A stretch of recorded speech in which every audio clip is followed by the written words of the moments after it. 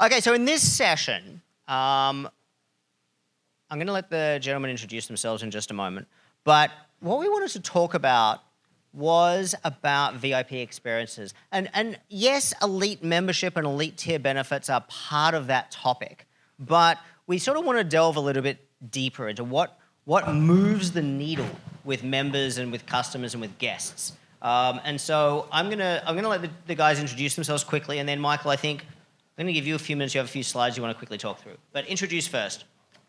Okay, I'm Michael from TravelsWork, and I am involved on day-to-day basis with leisure travel sales, but one of my areas of expertise is casino loyalty and casino loyalty programs, especially on how they relate to travel loyalty. Good morning, everyone. Anil Mansukhani. I lead loyalty marketing for MGM Rewards.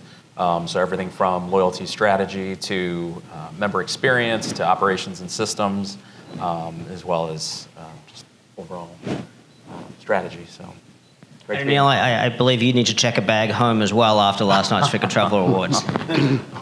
So MGM Awards pick up 2 awards last night, I believe. So congratulations on that. Thank you. Michael, I'm going to hand over to you. You have a couple of slides. Let me pull the first one up for you.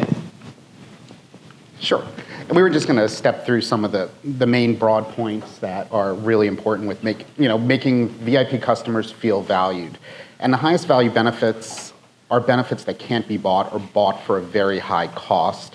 And you have to create this emotional connection where losing status has an actual impact on the customer. They mourn losing the status and status benefits, which sort of creates this goal of creating a irrational connection with the loyalty program and brands. Definitely, I find that MGM and Noir does that. There are so many people that I'm familiar with who have firsthand experience who value their Noir status and value their Noir requalification on almost an irrational level. It's like an important part of their life. And they sometimes use what I like to call voodoo maths to justify some of that. And turning into like the casino brain side of things, because casino loyalty is quite similar to travel loyalty, but a little bit different. But for the voodoo maths in the casino world, it's people justifying that, hey, I had a bad session, it was a battle for gambling, but you know what, these benefits I got made me feel great. The elite benefits, the offer benefits made them feel great, and they can justify that. And sometimes it's hard to put a value on some of those things. How do you put a definite value on the fact that people value being picked up by Wynn in a Phantom, which they don't do on a commercial level for anybody? So those are some important things to think about. And then special perks for those top tier VIP customers that are elevated and different than what other people can get. And also oftentimes experiences that can't be bought or they can be bought on a very limited basis. Moving on with some of the best practices to promote being a VIP customer and to bring attention to them. Basically, always use every opportunity to advertise and educate loyalty program members using all types of verbal and nonverbal cues. Extreme consistency with the delivering of benefits and also the verbiage. The VIP experiences and the elevated experiences we were just talking about are sort of interesting, especially on the casino loyalty side, because they drive additional trips and special trips, giving the customer a reason to spend more, play more, and revisit the brand. Then moving on to giving VIP customers and all loyalty customers a reason to brag. Social media is great, especially in the casino world. People love it, but even in the travel world. And you want people, anything that happens before their trip, you want to feed it to the customer in a way that they can share that information through maybe screenshots and social media to brag about their status, the program, what's their offer, what's coming up, so that they can show the world how this relates to being a really great thing. And then just moving on to, common times, we talk about a lot of frictions and disconnects. And some of the most important issues there, at least I believe, are the different silos. And these silos get really complicated because you have travel loyalty and casino loyalty, and you have some people staying who have a casino loyalty status and a travel loyalty status. And a lot of times they sort of work in their own silo. And I think it's really important for both to encourage the program. So like a Hilton Diamond member is encouraging a Genting Rewards member at Resorts World in that kind of, and just like Marriott loyalty, Marriott Bonvoy loyalty, and MGM Rewards loyalty. I think this is really important that they work together, that the benefits also work together, and that you're, driving things between that. Also, if you give people things for free, it's really great to be cognizant of the fact that it's probably best not to have lots of extra charges and that go along with the free benefit, which in the casino world and hotel world is things like resort fees. It's really great for someone to say, hey, I got this great offer, great redemption, and it really is free. It doesn't have any extra charges. So that's something, and it also is great when you brag about it. And consistency of benefit delivery, which is really, really important. It's interesting that you bring all those things up. And resort fees. I mean, this in the hotel world. All of my hotel managers in the room. I mean, we grapple with this all the time. And some brands have managed to implement that. For example, that resort fees don't apply on redemption stays. I think about Hilton. I think about Hyatt, for example, in terms of the big chains. Marriott, however, it doesn't matter if you're a top tier member. You are redeeming an award at a resort that charges a resort fee. You're going to pay resort fees, and it is a challenge on that. And Neil, I'm going to come to you in a moment because I know that we can definitely talk about this in relation to MGM. For those who didn't catch it, I know Michael joined me on an episode of the Lord Leaders podcast last week, where we talked about a lot of this with the casino loyalty and the different groups of people that you kind of hinted at there. And Anil, I think even back to the Loyalty Summit last year, we kind of posed the question, Resorts World is a great example. Who's not familiar with the Vegas market at all? Never been to Vegas, don't really know, seen in the movies, that's about it. And that's okay.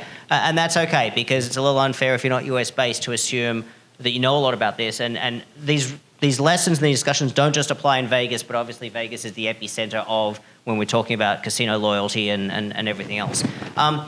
But Resorts World as a property is an integrated property in Vegas with 3 branded Hilton properties on site, obviously casino and all the rest. But essentially the context of the discussion we had last year, Neil, for those that don't recall or weren't here, was there's lots of different types of guests on the property. Mm-hmm. There's people go to Vegas for their first time that booked it on Expedia or Booking.com or something like that. You have people that are members of Hilton Honors, maybe with elite status, maybe not with elite status, maybe came through the Hilton booking side or maybe even redeemed Hilton points to stay. Then you have people who are they're players, they're gamblers, and they're there because they want to play in the casino, and then they sign up for the Genting Rewards loyalty account, the casino loyalty account there. Or maybe they're actually regular players and they even have a personal host who might be helping to look after them. And those are very different buckets of people, as you made the point last year, and I'll get you to sort of comment some more on it in a moment. But it's a friction point, and this is sort of what Michael and I were talking about in the podcast, was it's a friction point, is if you're a Hilton Diamond member, for example, and you go and stay at the property, you get your breakfast credits. But if you happen to be a good gambler and a host sets you up with a complimentary room and you go and check in, they don't even want to know about your Hilton membership. You're not going to get points. You're not going to get any elite benefits. You're not going to get your breakfast credits. You are a completely different customer. And the front desk can't even touch your booking. You go and line up in the Diamond line to check in. Sure, they'll check you in, but they can't touch anything to do with your Hilton profile because you are coded in as a locked booking from a casino host. So there's these friction points that are really, really interesting. And I know we're going to talk about offers as well, but we talked about surprise fees. And I did warn Anil I was going to put this up, but I literally got an email offer from Aria, I think it was, just the other day. And I thought, I need to screenshot this and put this up. But as you can see, I'm clearly a very big gambler at MGM. I believe on a work trip a couple of years ago, I might have dropped $25 or $50 at the table. I won't say what horrible game it probably was. And as you can see, they're offering me $10 of casino free play and a free night if I go and stay at Aria. So, of course, there's a catch. Who can see what the catch is? $55 resort fee. Now, in fairness, Aria does retail, even excluding resort fee, for more than $55 a night. The problem is, what if I wanted to stay at Luxor or Excalibur? Also in the MGM stable, often whose rates are lower than what a resort fee is. So to this point of when you're sending out an offer for free to somebody, this is obviously a friction point. Now, I don't mean to give Anil a hard time because there's a lot of reasons for that. There's internal technical reasons, there's politics, there's economics, and all the rest of it. But it sets the scene for an interesting illustration of one of the points Michael made. Anil, I've set you up with a really hard time there and a ton of stuff. I'm going to hand over to you to talk about sort of these topics from your perspective, seeing all this, running the MGM loyalty program. So there's a lot to unpack there, I think, but because that was a long question. If that even was a question, I'm not sure. I think there's a couple of things that we could probably talk about. I think one, we fully understand the customer feedback around resort fees and the pain around that, and so like from the program side, when we relaunched our program 3 years ago, we took efforts to make sure that we included waived resort fees as a benefit of the program. And so based on looks like your email, sounds like you're maybe not at gold status, which is where we waive resort fees. But we even, beyond the program side of it, we send out offers all the time, clearly that you're getting. And so within some of those offers, depending on your level of play, you may get those resort fees waived also. And so I think we're conscious of it. I think there's opportunities where we can do a better job in messaging it. Where today people don't always, it's not as transparent as I think we would like it to be. In fact, this is a topic we just had a conversation with our tech teams literally last week on, about how do we make it more transparent on the one side so that people know what they're getting into. If they don't want to pay the fees, then they're welcome to go somewhere else or whatever the case may be, or that if they are getting those benefits waived, that we're showing them the value. We talked a lot about value today and yesterday, and so I think this is one of the ways in which we have an opportunity to really highlight the value that the program provides. So that would be, I think, answer on the resort fee question. And just to jump in, because Michael, again, it might not be familiar to everybody. We talk a lot of inside baseball sometimes in these discussions, but Michael mentioned Noir. And Noir, Anil, is MGM's super top tier invitation only. Right. And there's no published qualification status Correct. For that. Do you want to talk a little bit about sort of your elite program and where Noir fits in with your strategies there? Sure. So we, as David mentioned, we have 5 tiers, very traditional in that sense. But our top tier Noir is an invitation only, and it's by design. It's really intended to be exclusive and something that people aspire to. You get access. I know this session is around VIP experiences, and that's where you really have just tremendous access to the experiences that MGM offers. So that's everything from we will fly you on our private plane, we will transport you in a black car to the property, you have private entrances, you have your meals, your entertainment, your rooms all comped. That's just the beginning, right? And then if you want to go see a show, if you want to go see a concert, like you get those behind the scenes type access. You get all of the access to Shadow Creek Country Club, which is like one of the most prestigious private courses around the country. You get access to those experiences, and so we wanted to make it exclusive, wanted to make it very unique, that you have that level of access, those bragging rights. Michael talked about social media sharing, those kinds of things. So I think there's that tier provides us with all of that, those benefits, and members with those exclusive experiences. When I think about the airline space, for example, or the hotel travel space, but airlines are a good example. And we have invitation-only tiers in airlines as well. Concierge Key or Delta 360, Global Services, etc. Qantas Chairman's Lounge, all around the world we have these. Often people simplify the groups of frequent flyers into different segments. You have your once a year or once every couple of year kind of casual flyers. On the other end of the scale, you have your McKinsey consultants on the corporate card, commuting, 3 times a week, on premium cabin fares. And then you have, what I like to call the middle people, the people with real skin in the game. They're somewhere in the elite structure. And those people are the people we're always trying to focus on moving up the ladder. Perhaps those self-funded business travelers, for example, where they might be gold or silver in a sort of a traditional structure, but we can get them up to platinum or, whatever your top published tier is in a lot of cases.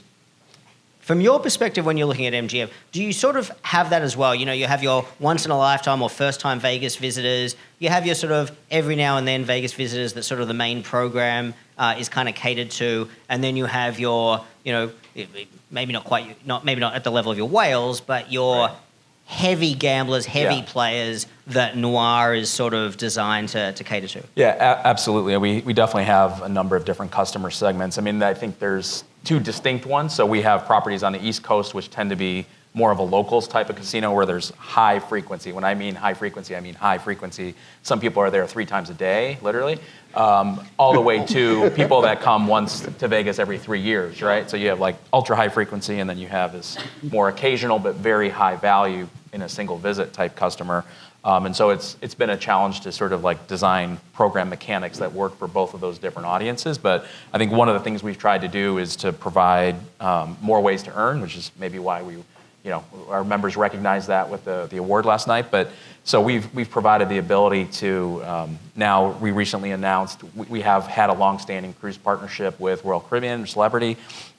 We recently announced that our members can earn when they sail on Royal Caribbean and Celebrity Cruises, and they can earn our currency and they take back to us.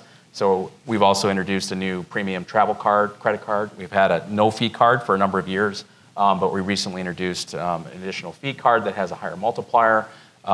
We also recently introduced milestone rewards, so give the ability for members to roll over tier credits into the following year to help them get status towards that. We also have ongoing promotions in Vegas and even in our regional markets to help people move through the tiers more quickly.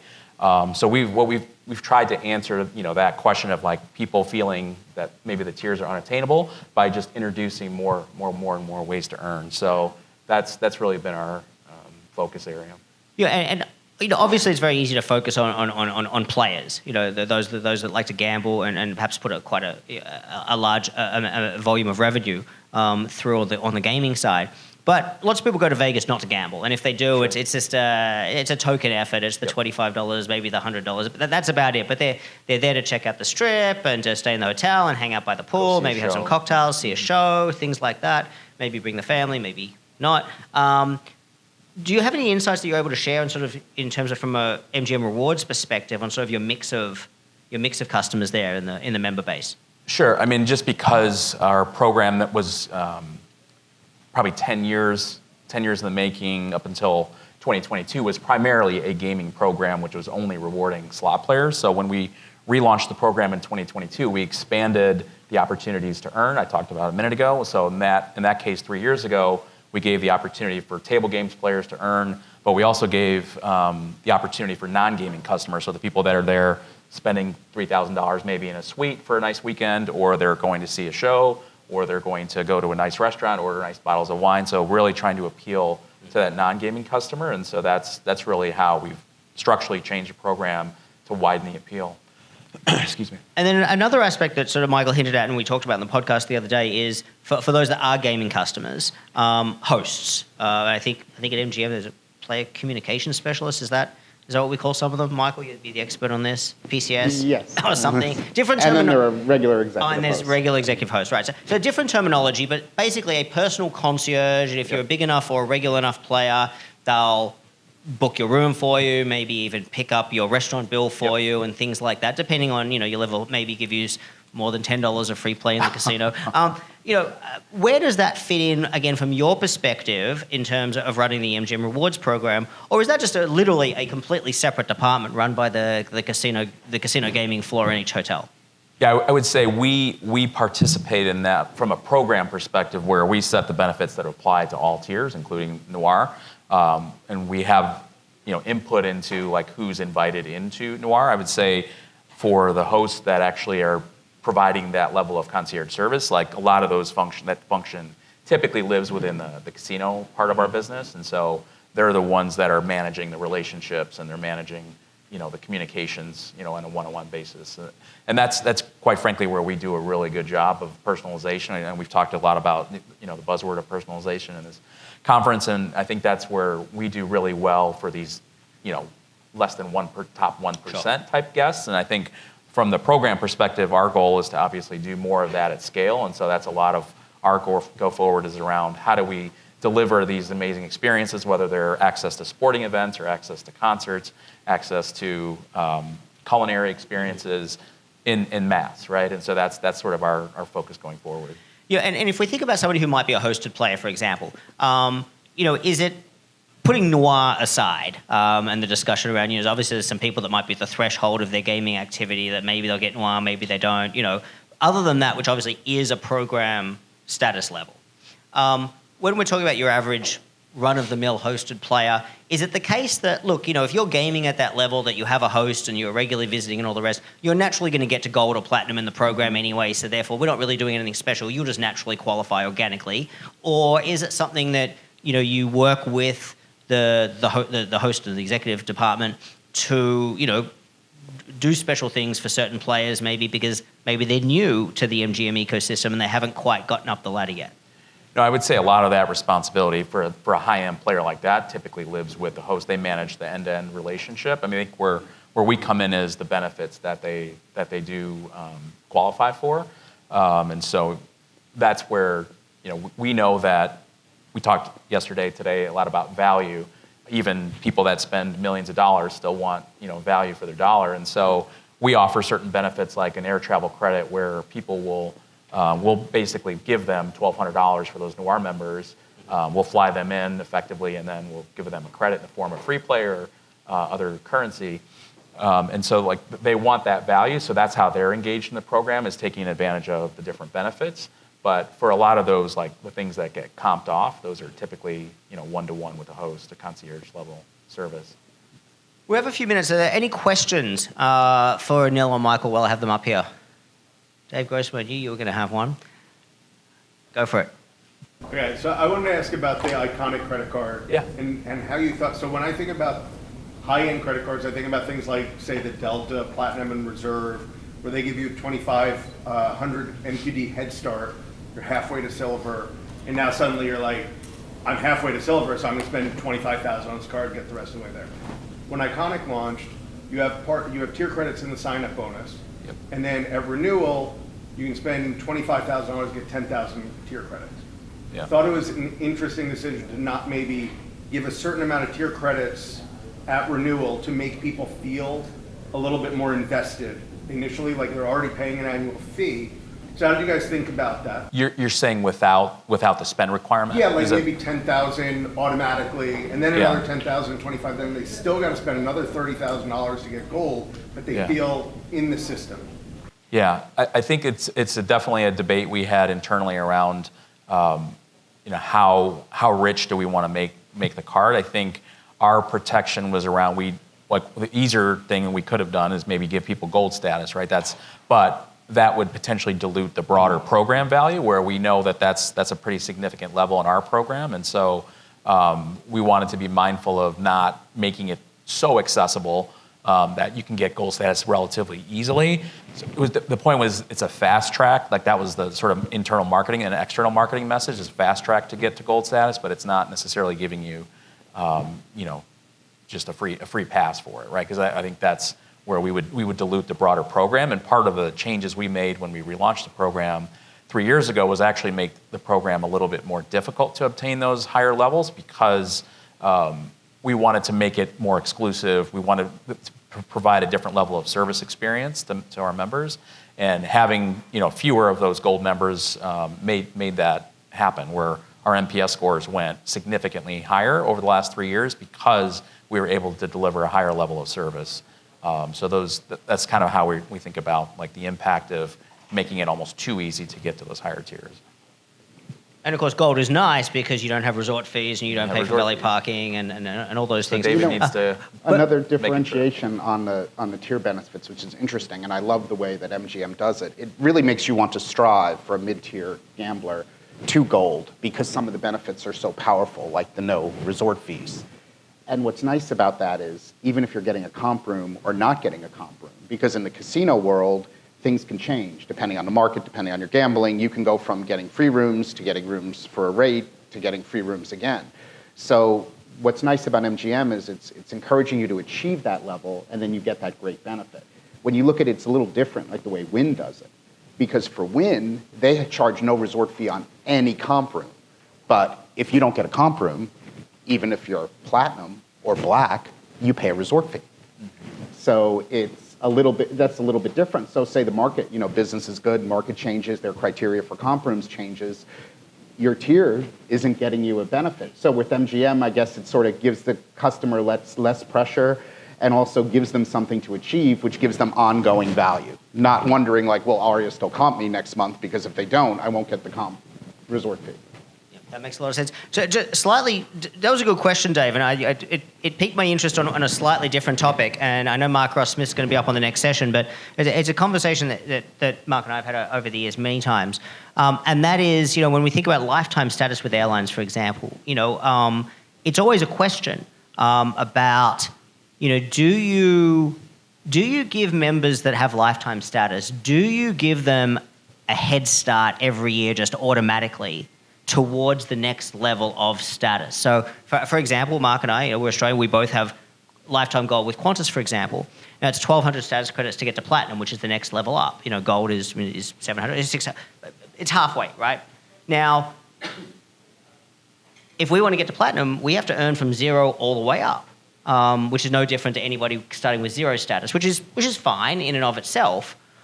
But there's always an argument with your lifetime members, for example, in a program of, do you just give them those status credits, those tier points, whatever, towards, and the same would apply perhaps to a premium credit card holder. Do you just give them maybe not 50%, but 30% or 50% or something towards the next status level so that you're shortening the psychological distance to the next goal so that they don't just ride on the coattails of my mid-tier lifetime status or the benefits I get with the credit card and that's it, but they're actually incentivized to incrementally spend more to get to the next level because you're essentially saying, hey, you know what, you're gold. We're going to give you what, if you just earned gold naturally, you would have had 600 status credits this year, tier points, whatever. We're going to give you that. So it's still the distance between that and the next tier is still only what it would have been had you earned that organically. And it's an interesting question. Obviously, Anil, you've approached it a certain way with the credit card value proposition, but I just wanted to flag that. It's an interesting, wider question to think about. Well, the one thing that I was just going to mention that I didn't mention when you asked the question was, part of the reason why we launched Milestone Rewards is that it helps you get a head start on the following year. So we're almost kind of doing that with the credit card. It's not double dipping though, where you're getting it from the credit card and the program. So I think there is an element that we've built in that helps people get a head start that are high spending with us. So that would be one additional point to make. Michael, any final thoughts before we wrap up? I think it's also, this whole criteria thing and retaining, Noir being so exclusive. I think it also brings challenges in for people who don't requalify and want to maintain it. And because it involves gaming and such a high level of, lost spend and other things, it's very hard to give people challenges or opportunities to retain it because they really do need to truly qualify. Whereas even programs like Concierge Key are giving challenges to people who didn't requalify, with loyalty points which can be a number of different actions that they take. But that doesn't work as well with something like Noir because it would be hard to make a challenge to keep it because you really just sort of have to qualify in the criteria. I would just say the one final thought I would have in this conversation around lifetime status is a couple things. Prior to working at MGM, I worked in the cruise industry for 8 years, and a lot of that was just based on number of cruises you've taken. And so as a result, over the course of time, especially cruisers are highly loyal that come back, 20, 30, 40, 50 cruises in their lifetime, then they become elite, and then it becomes a situation where if everyone's elite, no one's elite. And so I think that's where that becomes a huge challenge for that particular industry. And so I think the way we've thought about it is more looking at maybe not providing lifetime status, but looking at a longer term perspective on people's spend and more of a lifetime value calculation that could influence your status. So it wouldn't be forever, but it could be based on a longer period of time, giving you credit for the spend that you've had with us over 3, 4, 5 year type horizon. And we have another session coming up this afternoon talking about your lifetime value and valuing, and how do you do the calculation of value customers and stuff. So I think that could be an interesting question to kind of throw back there. Gentlemen, thank you so much. For Michael and Anil, people, thank you. Thank you.